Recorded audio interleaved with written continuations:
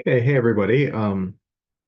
This is the intro session for Calc 3 Math 250 for the fall 2024 semester.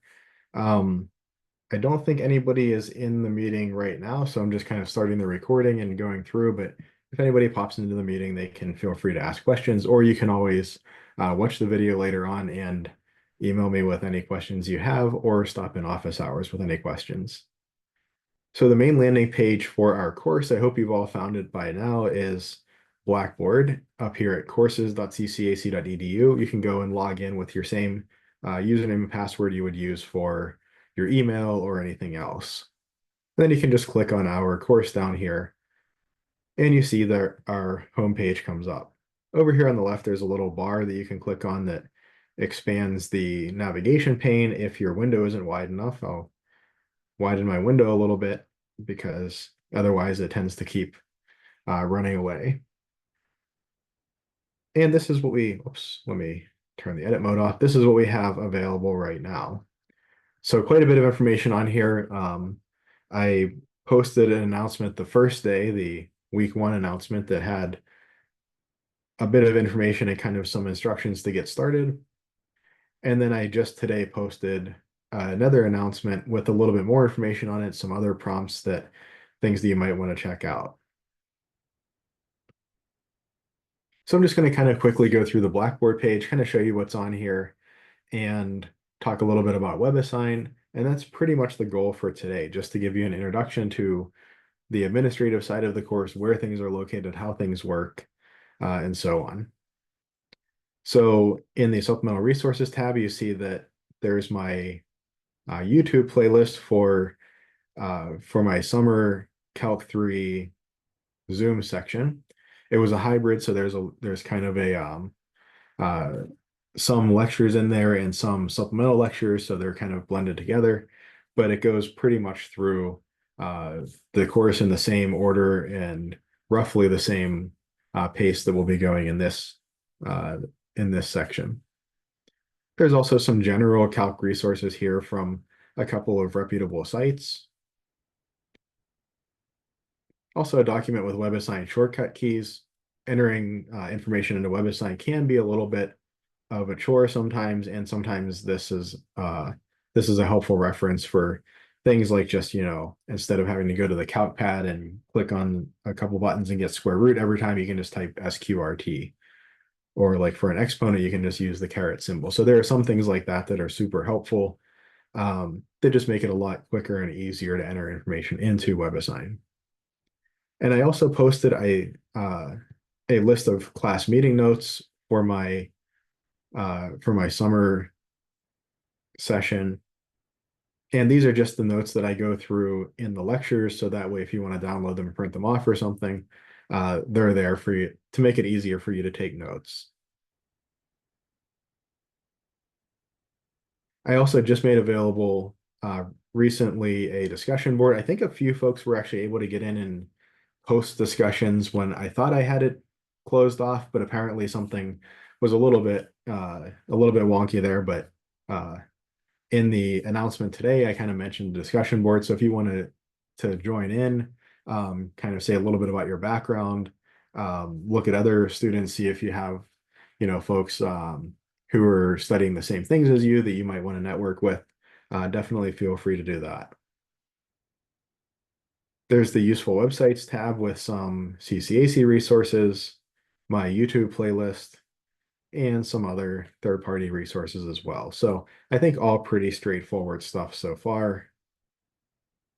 The Zoom tab, we don't have Zoom meetings for the course, but I do have office hours on Zoom. So if you ever want to join my office hours, they are Monday, Wednesday, 9 to 10 a.m., Tuesday, Thursday, 12 to 1:30 p.m., and they're at these two links. Unfortunately, the link for my Monday, Wednesday office hours is different than Tuesday, Thursday because of the way that Zoom kind of sets its meetings. I can't use the same link for different meeting patterns. So you do have to make sure that you're joining using the correct link. If you ever want to test, your computer's ability or your internet's ability to handle Zoom, you can always go to this test site and make sure that things are working and in order before you try to join office hours or a class or anything like that. So that's always a good page to have bookmarked in case you're on a different computer or a different internet connection. You can check things out first. One little side note is Zoom has this little quirk where sometimes if I'm the only person in the meeting, it will force close my meeting. That usually doesn't happen, I think, if it's recording, because it doesn't do that when I'm like recording lectures and things using Zoom. Um, so I'm not exactly sure when it decides to do that or what its criteria are, but occasionally during office hours, I have my Zoom meeting up and nobody's really showed up, and it'll just close the meeting in the background. And sometimes I don't realize that. So if that ever happens, just pop into the meeting, wait a couple minutes. It will send me an email, and I'm always actively monitoring my email as well during office hours. So I'll see it and restart the meeting, join, and all of that. Um, so I think that is pretty much all that I have to say about Zoom. There's a kind of a little crash course if you haven't used Zoom before, or you can, look up any details that you need regarding Zoom and how it works with your computer, either on the Zoom website or, these days you can just Google it or look on YouTube or something and find a tutorial. But I think most folks are able to use it pretty successfully with pretty much any device. Okay, we'll come back to the syllabus and course documents in a couple minutes here. But coming over to textbook information, the required text is Calculus Early Transcendentals 8th edition by Stewart. You can buy a physical copy if you want, but what most students do is it's also required that you have access to the WebAssign online course homework and exam system. And I presume by now that most of you have logged on, created accounts, gotten into that system using the 2-week free trial. And that comes with access to an ebook version of Stewart Calculus 8th edition. What a lot of students will do is if they want a physical copy, they'll buy the WebAssign access and then just buy a physical copy secondhand on the used market. You can pick them up a lot more cheaply that way. The 8th edition, I think, is about one edition old now. I try to kind of use older editions when I can get away with it. But you can even go back to a 7th or a 6th edition and pick a physical copy up even cheaper. It's all essentially the same material, just some minor editing changes and so on. So not too much difference between the editions. Something that sometimes can be helpful for courses that are a little more technical or a little more advanced is having a few different reference materials. So, for instance, picking up a copy of one or two other calc textbooks. Again, I would go with an older edition, used copy, so you're paying, $5 or $10 for it. I certainly wouldn't say to go out and buy brand new versions of these at whatever they're charging, $150 or $200 or something a pop. You can find them cheap at half price books or on Amazon or something in the marketplace. The ones that are a couple editions old, you can find for super cheap, $5 or $10 maybe. These Shams Outlines books and also the Humongous series of books, the Humongous book series, they're great series for just doing practice problems. They just go through lots of examples. If you're the kind of person who learns best by kind of drilling things over and over, they might be good resources for you. You can look into those. And basically the way that Shams is set up is they introduce a topic, really short little introduction, not enough that you'd want to rely on that as your first introduction. You want to read the textbook or watch a lecture for that. But then they go through maybe 5 to 10 problems where they have the problem statement, they fully work through it and get an answer. There's maybe another 5 or so problems where they have the problem statement and the answer, and you supply the work and make sure you can get the same answer. And then there's some more problems that are just problem statements with no answer that could be used for homework or something like that in a course. We're not going to be using them for that, but a lot of students like the Shams outlines, and the Humongous book takes a similar approach. Personally, I like the Shams outlines a little more. They're also a little more established. But a lot of students like the Humongous book. They like their approach. So um, other books that you can check out. The instructor information here is pretty much just what I had in the Zoom links information. So pretty similar stuff. And this brings us to probably the most important two tabs for this first week or two. the syllabus tab and the course documents tab. The course documents tab is mostly about WebAssign access. So let's come back to that and let's look at the syllabus first. So the syllabus tab really contains 3 documents which comprise the full syllabus. I've kind of broken them out into 3 pieces, so it's just a little easier for you to navigate. It's not some gigantic, 12 or 13 page long document that if you want to find something, it's kind of hard. This breaks it into, I think, 3 maybe cleaner sections.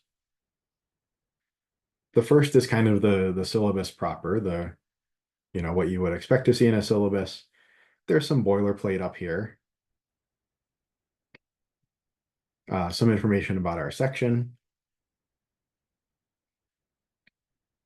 and some required materials information down here. We already mentioned the textbook.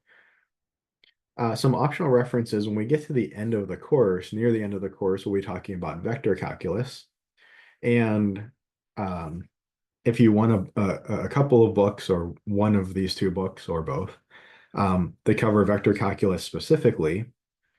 These are both good resources. Div, Grad, Curl, and all that by H.M. Shea covers that material kind of more in a mathy kind of way. It's more kind of a mathematics approach with a little bit of physics thrown in.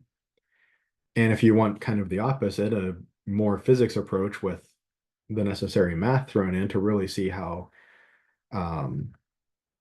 vector calc can be applied in physics and engineering, then A Student's Guide to Maxwell's Equations by Daniel Fleisch is a good resource. He kind of develops vector calculus through the lens of Maxwell's equations, through the lens of kind of electromagnetic theory. And again, both of these are both fairly small books. They're both paperback books, at least the versions that I have. And I want to say there may be like $30 or $40 new, something like that. And you can find them used for quite a bit cheaper than that. Okay, required materials. I strongly recommend a graphing calculator. Uh, you know, you could get by with a TI 8384 definitely. I think it's probably better to try to use the calculator less than you might want to, right? Doing a little more of the, say, graphing and things by hand, or a little more of the integration by hand is just good to keep those tools and techniques up to par. So I would recommend, trying not to use the graphing calculator too much, or trying not to use it on every problem. You can, like I said, get by with a TI 8384, that's fine. If you want to use a higher level like TI 89 or Inspire or something, that's perfectly okay as well. Casio and HP are certainly okay. But, I would recommend having a graphing calculator of some sort, if for no other reason than it's just easier to type stuff in if you need to, right? If you need to type in a long expression to simplify it, it's easier than if you have some little, 6-function calculator or something. The one criterion for your calculator is that on exams, your calculator must only be a calculator. So you can't use like an app on your phone or an emulator on your computer or Desmos or something like that as your graphing calculator on the exams. And because of that, I would generally recommend that you not use those on homework either. You can use them on homework. You're free to do that. That's not like cheating or anything like that. But if you do all your homework that way and then have to switch to using a handheld calculator on the exam, that might be a bit of a jolt for the exam. So that could throw you off. If you've done most of your homework using the handheld calculator, then it's going to feel very similar on the exam. Also important is regularly checking your CCAC academic email. One note is that over summer, we transitioned student emails from the academic email server to the just kind of general email server. And this means if you haven't been getting too many emails, or haven't been getting any emails, I guess, recently, log out of all your devices, log out of your email on all your devices, log back in, and it should restart the session with the proper server.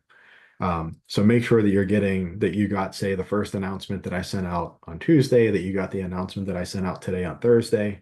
Make sure that those came through to your email so that uh, if there are important announcements later on in the course, you're not missing out on them. And also just regularly checking the Blackboard account, um, just in case something doesn't come through to email. I post any announcement I need to send out. I post an announcement on Blackboard and it forwards it to your email. So it comes to you in two different ways. That way, if something goes wrong with your email or whatever, if it gets, I don't think it would get sent to spam, but if something, like that happens or you accidentally delete it and don't realize it, you'll still be able to see the announcement on Blackboard. So checking both of those regularly, super important in an online course because that's really the only way I have to communicate with you. There's no way for me to, see you in class and say, hey, you sent me this email, did you see my reply or see you in a Zoom session or something. So make sure you're being proactive and checking those, especially in online courses like this one.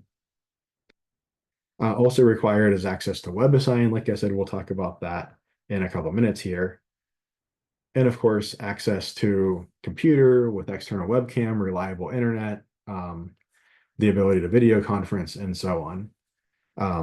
Both for accessing the course material and, as we'll talk about in a few minutes, for making sure that you're set up for the proctoring system, that you're able to essentially, if you can join a Zoom call and participate in a Zoom call, audio, both on the audio and visual side, then you're good to go. There are some other resources available. I would recommend going through and carefully reading through the whole syllabus. We're just hitting kind of the high points here. The grading structure for the course, pretty simple. There's a midterm exam and a final exam, each worth 30% of the final grade, and homework is worth 40% of the final grade. I do round up. I don't see a particular point in quibbling over a couple of fractional percentage points. So I round up. If you get an 89.1%, that rounds up to an A, 79.1 rounds up to a B, and etc. Note the email policy. If you send me an email, please give me one business or school day to get back to you. So if, homeworks will tend to be due on Sunday nights. So, don't wait until Friday night or Saturday or something to email me. I will try to get back to you over the weekend, but, depending on what I have going on, I may or may not be able to make that work.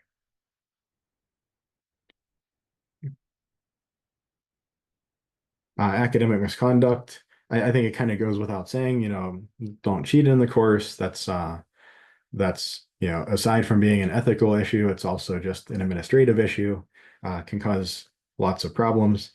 The other thing I want to address though is, these days there's maybe a sentiment that there's more gray area in what counts as cheating. For this course, and I think probably most courses, if you submit work that is not your own work, that's considered cheating. So if use ChatGPT to answer a question or, go in Wolfram Alpha and have it compute an integral for you or use photomath or something like that, that's considered cheating.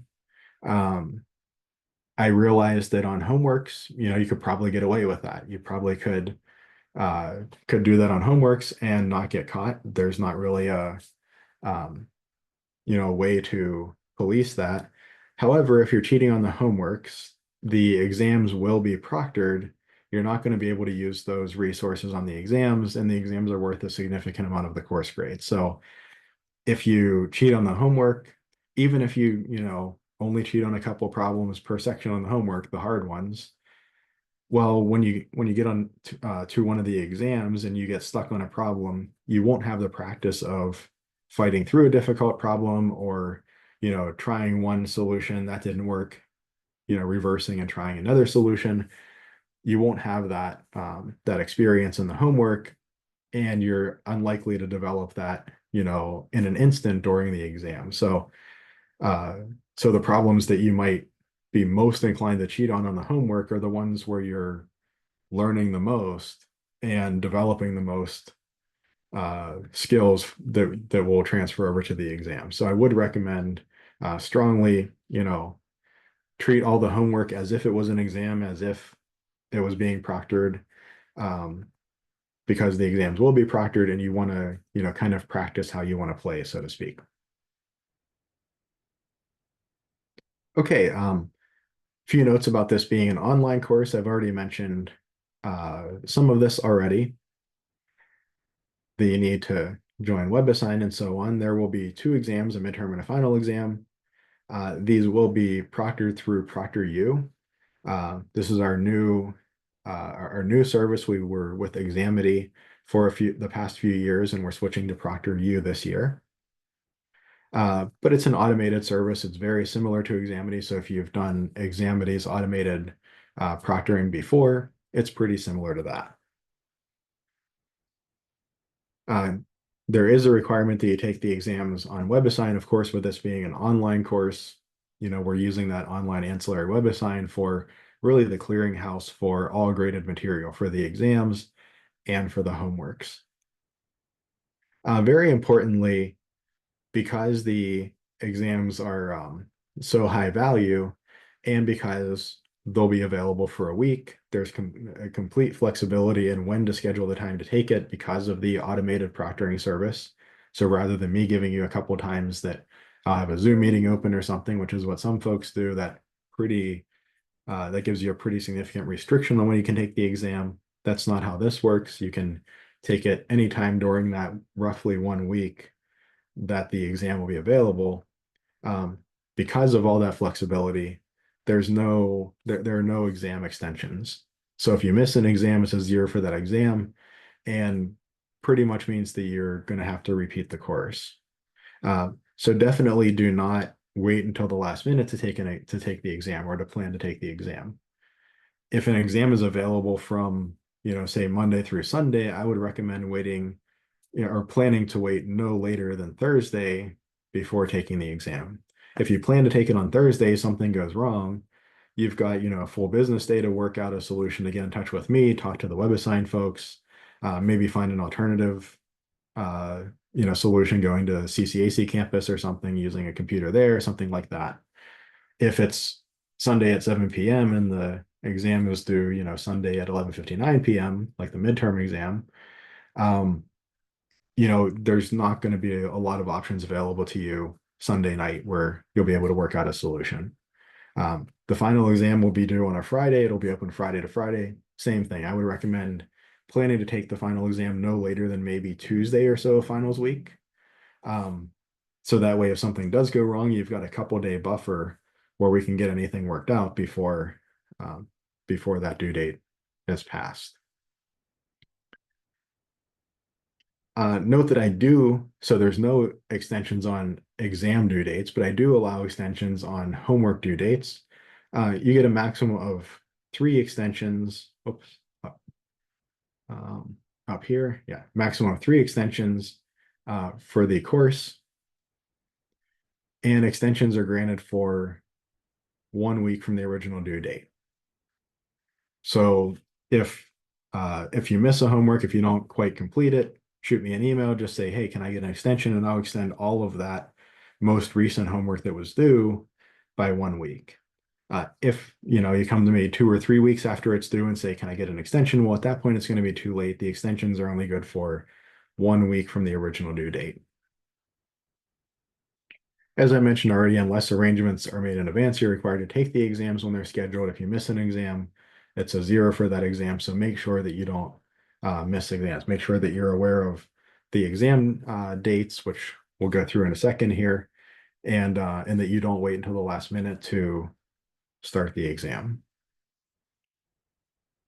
And lastly, just reiterating what I've already mentioned, that your calculator for an exam must only be a calculator, a handheld calculator of some sort, not an emulator on a tablet, not an app on a phone or something like that. Something along the lines of the TI-83, 84 would be an acceptable calculator. And at the bottom of the syllabus, we have the course schedule. This is a rough outline of what topics we'll be covering each week. So you see the first week, 12.1 through 12.4, some review material from Calc 2, as well as 12.5 and 12.6. 12.1 through 12.4, that homework on WebAssign is due this coming Sunday. 12.5 and 12.6, I push that to next Sunday, what is that, the 15th, I think, just to give you a little extra time to work through that one. But note that 13.1 through 13.4 will also be due on the 15th. So I would recommend getting started on 12.5 to 12.6 at the very least, getting started on it this week. The midterm exam is scheduled for the week of October 14th.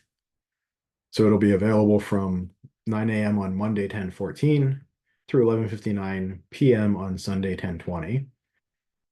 And again, don't wait until the last minute to start that exam. It's available for essentially an entire week. Make sure that you start that exam, or plan to start the exam, say no later than Thursday, so that if something goes wrong, you have a good buffer to work with. Oops, that says spring break. It should say Thanksgiving break there. You can tell that I build my course schedules off of the previous semester. So Thanksgiving break there. And our final exam week is, well, the final exam week, I suppose, is the 9th through the 13th. So Monday, December 9th through Friday, December 13th is more or less final exam week. I guess it really goes through Tuesday the 10th through the following Monday. But this being an online course, we end we end that Saturday the 14th. And because of that, I make the final exam available the weekend before final exam week as well. So I make it available starting at 9 a.m. on Friday, December 6th. And then you have that weekend. If Saturdays or Sundays work better for you, you can take it that weekend, or you can take it anytime during finals week up through Friday, 12/13. You might not want to take the exam on Friday the 13th. I don't know. I'm not very superstitious, but I might be wary of doing that. But you definitely don't want to take it on Friday the 13th, because that would also imply that you're kind of waiting till the last minute on an exam that is 30% of your course grade. So again, plan to take it earlier in the week. Probably something like Tuesday or Wednesday would be a good day to try for.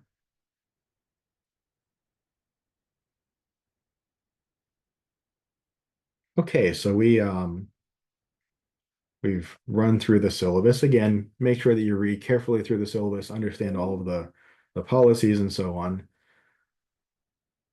The next part of the syllabus is this workload expectations, workflow pointers. In an online class, it can be one of the big challenges really in an online class is to manage your time and the pace of the material and so on effectively.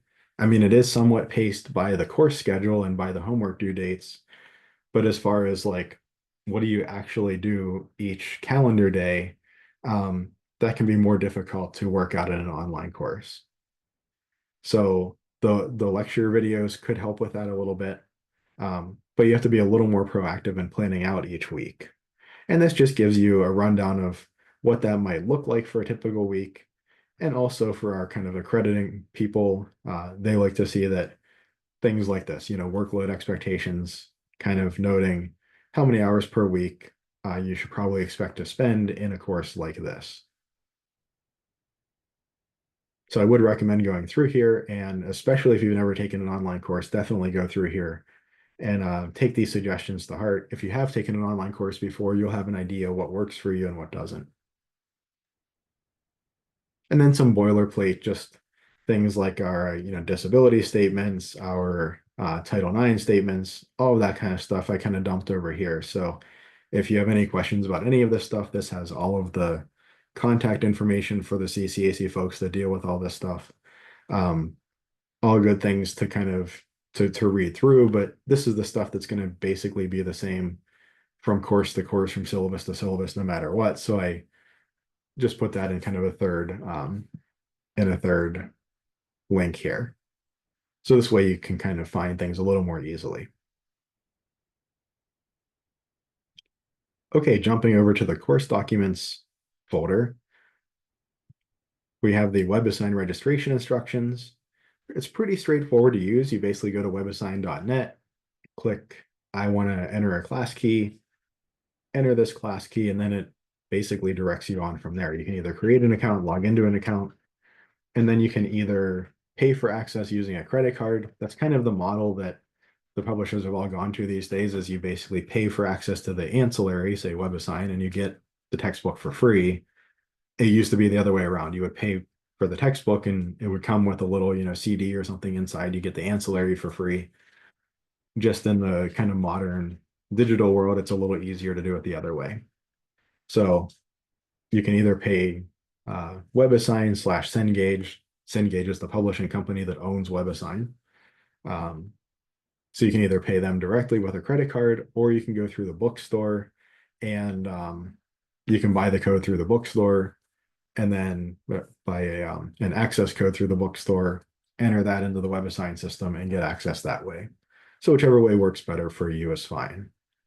For most students in Calc 3, if you're buying the access new, you probably only want to buy a single term option and not a multi-term option. Since you're already in Calc 3, you're not going to be using this access or this textbook for future courses. A lot of you might already have access to this system from have taken Calc 1 or Calc 2. So if you do, you should be able to log in, and as long as your Calc 1 or Calc 2 section was using the same textbook and the same edition and all that, so Stewart Calculus 8th edition, as long as all of that's the same, the system should recognize that you had access to that. And if you bought multi-term access or lifetime of edition access, then it should just give you full access right away.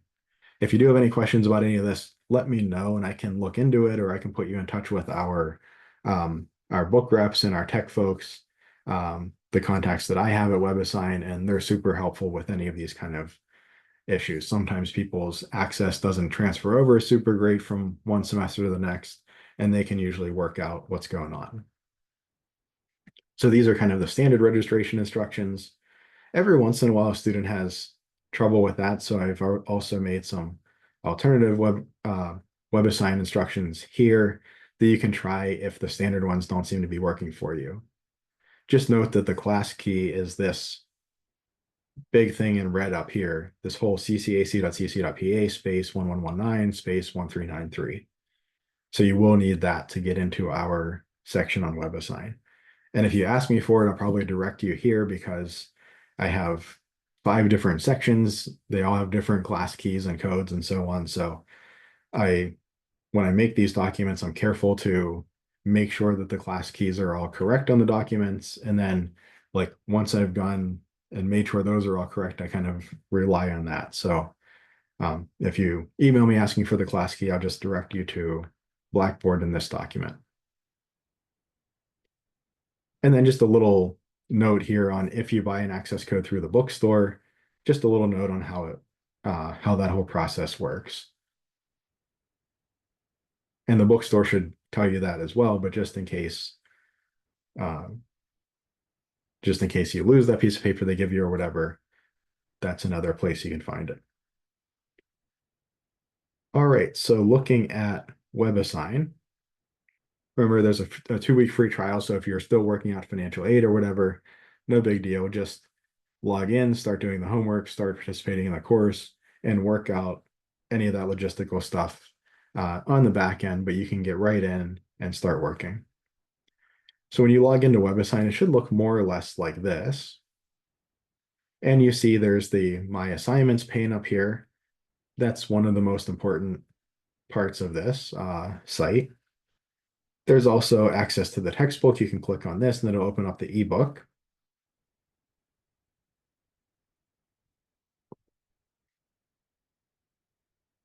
And it has essentially the same material that's in the standard book, except that there are some nice little functions like, links like this and so on. Some of the little sections have like a little intro video to them. So it's also supplemented with some additional material. Also in things like in the exercises, you can just kind of bring up the answer directly instead of having to flip to the back of the book and so on. So there are some really nice features of the ebook. But if you want to use a physical text, again, you can certainly feel free to buy a physical textbook. I would go with one on the secondary market or a lot cheaper than new. There are some other resources down here. So these lecture outlines probably not super helpful for you. They're basically PowerPoints for instructors, but there are also lecture videos that you might find interesting or helpful. Um, if there's my videos on YouTube, there are some other video resources, but this is just another option for different videos. A lot of students like the personal study plan as well. You can pick a chapter and you can either go into a section in that chapter. Oops. You can either go into a section in that chapter, say like section 13.1, and do a practice quiz or a tutorial, or you could do a chapter quiz over that entire chapter. So a lot of students like playing around in here with the personal study plan is just a little bit of like maybe comprehensive practice at the end of each chapter, something like that. And of course, the main thing that you're going to do on WebAssign is complete homework sets and exams. Homeworks and exams will all be under the My Assignments tab. And we've seen homework 12.1 through 12.4 has been up for a couple of days now. And I added a few more homeworks and made those available today. When we're going through the homework, if we have a text box like this, if we want to enter some type of math, we might have to come over here to the calc pad on the right, particularly these IJK vectors. Often the system really wants you to use these vectors, I, J, and K for the X, Y, and Z axes. So that's one of the main things you'll do over here on the calc pad. But you can also quickly do like SQRT to make a square root, or a slash to make a divided by line, a fraction, things like that. So a lot of the standard stuff you can do with shortcut keys, but for those vectors I, J, K, you're usually going to want to use these ones over here. Otherwise, WebAssign tends to be a little picky. If you just type in, 3i plus, oops, say 3i plus j or something, it's not going to recognize that as like 3 times 100 plus 1 times 010. You'll also note that some problems have additional resources like Read It, which will kick you right over to the textbook in the correct section. Watch It, where you can watch a video of a similar problem being done, or Master It, where you can work through a similar problem, basically step by step. It walks you through it, and then you come back and you complete a different problem, from start to finish. There's also the practice another option that if you go through and you complete the problem and you say, I didn't feel so great about that, I want to practice another version, it'll re-randomize the problem, give you a fresh go at it. That's the practice another button. And if you run into a problem on anything, you have a question, anything like that, you can just click Ask Your Teacher right here, shoot me a quick message.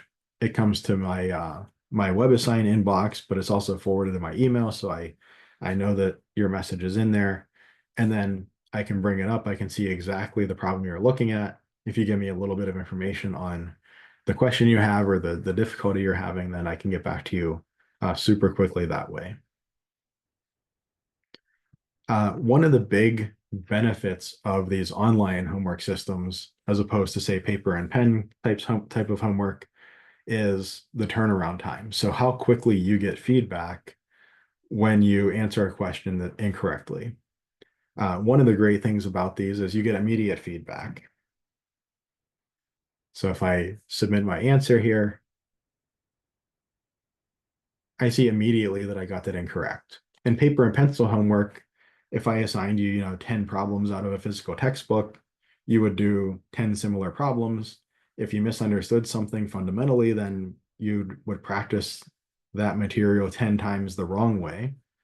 You'd hand it in, you'd probably find out a week later that not only did you get a really bad grade on the homework, which is never fun, but also that you misunderstood that material. You have to go back probably a couple class periods now, relearn that material, right? It's just a very inefficient process.